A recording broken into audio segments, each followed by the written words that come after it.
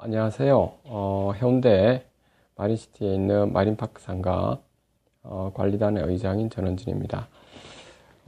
좀 지금 앉아 오후가 좀 되어서 아마 약간 좀 동영상 자체가 좀 약간 어두울 겁니다. 좀 양해를 좀 바랍니다. 지금 그 여러분들도 좀 그런 분들이 이제 아마 계실 거라고 보는데, 오늘은 뭐 관리위원회에서 뭐 대리 부분에 대해서 어떤 분들 보니까 여기 저 말씀을 댓글을 좀 다신 분들이 하나 있던데, 먼저 그 부분부터 좀 간단히 말씀을 좀 드릴까 합니다. 자, 우리가 그 어떤 일을 하게 될 때 어떤 법이라고 하는 것은 사회가 존재하기 때문에 이제 법이라는 것이 이제 형성이 되는 거고, 그러한 어떤 구조적인 틀을 만들게 될 수밖에 없는 상황이지 않습니까? 제가 왜 이런 이야기를 처음부터 좀 드리냐면, 관리위원회에 여러분들 그 집합 건물의 소유 및 관리에 관한 법률에 여러분들 보시면, 그, 뭐라 해야 될까, 관리위원회에 대한 어떤 의결 방법들이 있습니다, 여러분들. 이제 그 의결 방법에 여러분들 보시면 좀 잘 기억이 안 나는데요. 몇 조였더라? 10조 아마 그럴 겁니다. 뭐 관리위원회의 위원은 질병 또는 뭐 해외 체류 등 부득이한 사유를 제외하고는 해가지고 뭐라 해야 될까, 서면이나 뭐 대리인을 통하여 의결권을 행사할 수 없다라고 되어져 있는데, 자, 문제는 뭐냐면 여러분들, 부득이한 사유라고 하는 부분입니다. 부득이한 사유. 그 참 추상적이거든요. 그래서 아마 여러분들 중에서 그 직계 존속이라든지 직계 비속분들 중에서 또는 여러분들 예를 들면 남편분이 아내분이 예를 들어서 이게 소유권을 가지고 있는데, 남편분이 사실 그 관리위원회에서 부득이하게 의결을 할 수밖에 없는 이런 상황이다 라고 하는 경우도 있을 거라고 제가 봅니다.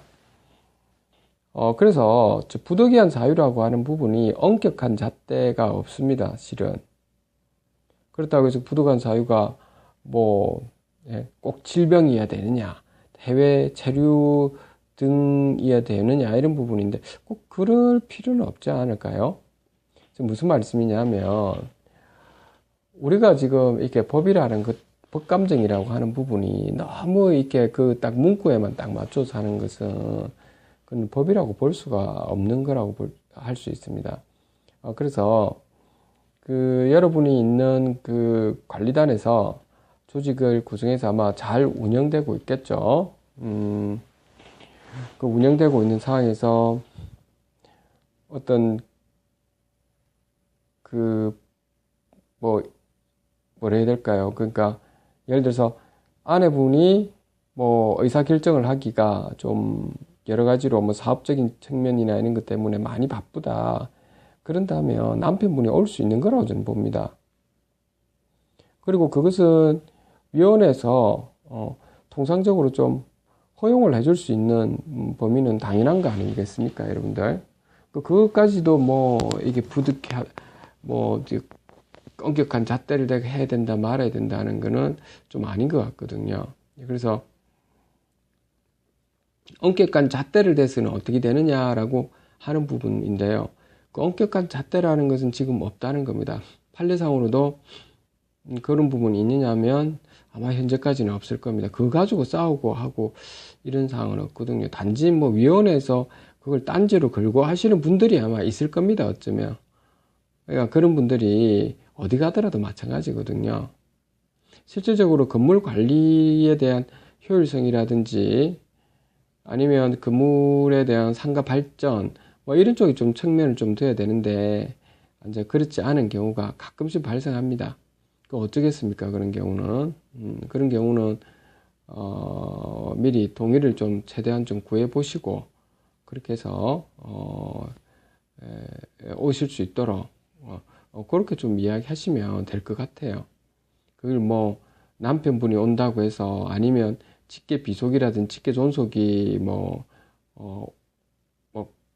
갑작스럽게 상황이 안 돼서 오신다든지 아니면은 그 뭐 영업을 하시는 어떤 대리인께서 뭐 위임장을 들고 오신다고 해서 그것이 뭐 크게 문제가 되느냐는 것은 아닌 것 같습니다. 지금 보니까.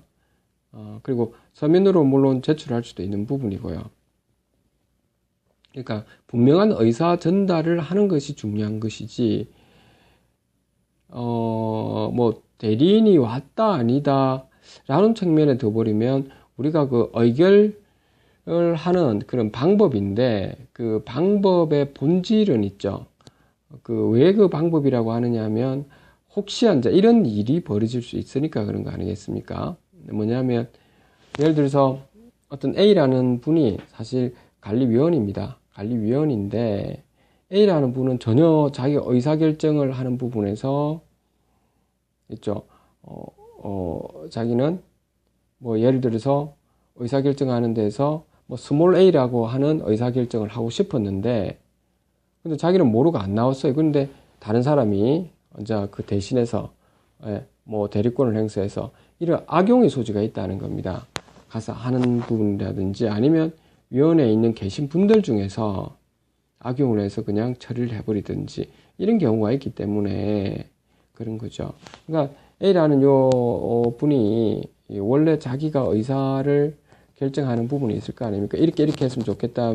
이쪽에 대리를 해줄 수 있는 거죠. 그러면 정확하게 의사 전달을 하시면은 그럼 되는 거 아닙니까? 그 대리를 행사하시는 분이. 아니면은 의견을 물어보는 이런 상황이다 하면 예를 들어서 남편분이 뭐 구분 소유자고 아내분이 막 그렇지 않다면 남편분이 바쁜 상황이면 아내분이 그걸 충분히 들어보고 예를 들어 남편분께서 의사를 충분히 들어보고 본인의 판단에 따라서 하시라고 한다면 그렇게 맞춰서 하면 되는 거지 않습니까? 그렇죠? 그래서 제가 볼 때는 이렇게 그 위원회의 의결을 하는데 물론 위원회에 계신 분은 구분 소유자인 거는 분명하고요. 그렇죠? 그것까지도 뭐 구분소 아닌 임차인이 돼야 된다. 이건 아닙니다. 그거는 큰일 납니다, 여러분들. 그건 아시죠? 아니면은 뭐 위원 자체가 원래 뭐 대리를 뭐 세우기 위해서 이렇게 처음부터 그렇게 해서는 안 되고요. 부득이한 사유라는 것은 뭐 다른 게 아니고 뭐 남편분이나 아내분이 정말 이렇게 사업에 대한 다른 일이 좀 많아서 참석을 하고 싶었지만 못하는 경우가 막 발생한다는 거죠. 자주 발생할 수도 있습니다. 그렇죠. 그래서 그 다른 분이 자기 그 의사 전달을 정확하게 해주면은 되는 상황이니까 우리가 좀 굳이 그런 상황을 갖다가 엄격하게 잣대를 대어서 본인이 직접 오지 않으면은 의결을 할 수 없다라고 한다는 거는 그래서 법의 취지에도 맞지도 않고요. 또 그렇게 법리적인 측면에서 나와 있는 것도 지금 현재는 없습니다. 그래서 좀 너무 과하지 않을까라고 지금 저는 보고 있습니다. 부득이한 사유라는 말이 지금 추상적이기 때문에 그런 겁니다. 그 상황에 따라서 달라질 수 있다라고 뭐 하는 상황이라서 그런 겁니다. 자, 그리고 이제 여러분들 그 관리위원회에 계신 분들 또는 관리위원을 앞으로 이제 지금 아마 지금 질문하신 분은 이제 앞으로 그렇게 진행하시려고 하시는 경우가 있을 것 같은데요. 중요한 부분은 그 관리위원회에서는 그 의결 사항은 그 권한이라기보다는요, 관리인이 잘 이렇게 필요한 부분에 대해서 이제 그 안건을 잘 만들어냅니다. 그 안건을 잘 이렇게 만들어내지 못하면 그거는 좀 문제가 있죠. 그리고 전체에 지금 건물 전체에 과연 이게 효율성이 있고 도움이 되는가 안 되는가 차원에서 여러분들이 한번 살펴볼 필요가 있고요. 안건이 만약에 위원회에서도 만약에 이게 잘못된 그 안건을 통과시키는 경우는 위원회가 나중에 문제가 생길 수 있거든요.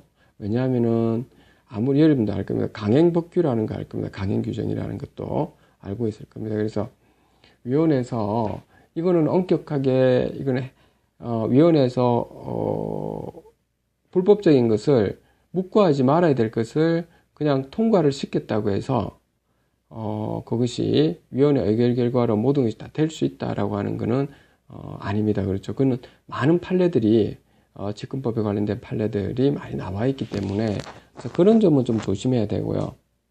그래서 가장 여러분들이 위원회에서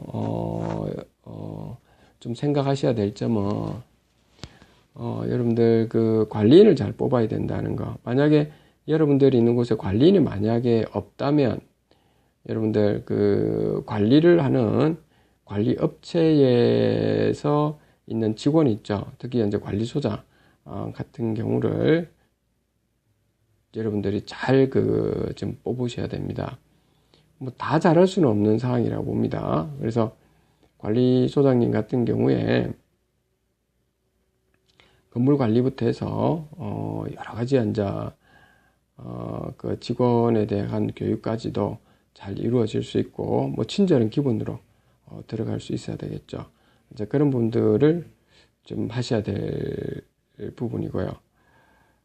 만약에 여러분들 중에서 관리인이 만약 거기 있다면 그 관리인이 이제 모든 총체적인 방향으로 잡아 나가시면 거기 방향에 맞춰서 이제 진행해 주면 되고, 다만 이제 관리위원회에서 이게 관리인이 예를 들어서 뭐 어떤 뭐 공사를 하는데 부풀려서 공사를 한다든지 이렇게 해서 결제 서류를 받는다든지 아니면 뭐 각종 있죠. 건물의 효율성이 떨어지는 아주 여러 가지 일들을 갖다가 자행한다든지 아니면은 돈을 횡령이나 배임을 한다든지 또 횡령을 한다든지 이런 부분이 있으면 위원회에서는 반드시 제재를 가해줘야 될 부분입니다. 그만큼 관리인이 굉장히 중요한 부분이고 뭐 소송의 주체가 관리인이 좀 되기 때문에 여러분들 관리인은 정말 좋은 분을 좀 뽑아야 된다라고 하는 사실입니다. 만약에 관리인이 여러분들이 지금 현재 만약에 뽑지는 못하고 없는 상황이다라고 한다면 그러면 기본적으로 관리소장님을 잘 뽑으셔야 되고, 만약에 그 관리소장님이 본인의 역할을 다 못한다라고 했을 때 저희도 그런 경우가 좀 있었는데 사실은 뭐 저도 제가 뭐 다 신이 아닌 이상 다 잘하지는 못하지 않습니까? 그렇죠? 그러니까 어떤 개인 간의 사람들마다 보면 또 특화되고 좀 잘하는 분야가 있습니다. 그래서 그 분야만 좀 하시도록 하고, 대신에 이제 인건비 같은 경우는 좀 조정을 좀 하시도록 하고, 이제 그런 방향으로 여러분들이 좀 잡아주시면 될 것 같아요. 그래서 지금 아마 이렇게 질문을 하셨던 분께서는 아마 제 말은 아마 또 거기는 어떤 상황인지를 제가 모르니까 직계 비속도 가능한지 뭐 이런 질문을 하시는 거 보면 그 딴지를 막 누군가 거시는 것 같기도 하고, 그렇죠? 큰 문제가 되지는 않는 것 같습니다. 제가 볼 때는 그것이 왜 큰 문제가 돼야 되죠? 그런 것 자체가, 그렇죠? 그런 문제는 아닌 것 같아요. 그 본질은 우리가 건물 관리를 효율적으로 하고 그리고 미래 가치 이제 이런 부분을 저희가 보는 거지 않습니까? 그렇죠? 그러니까 그 부분에 좀 초점을 두고 안건을 놓고 그 토의하고 안건에 대해서 의견을 지금 마치고 이런 부분이기 때문에 뭐 직계 비속이다 아니면 뭐 남편분이다 뭐 아내분이 온다 뭐 대리인이 참석한다 본인이 안 왔다고 해서 의결을 할 수 없다, 이거는 좀 아니라고요.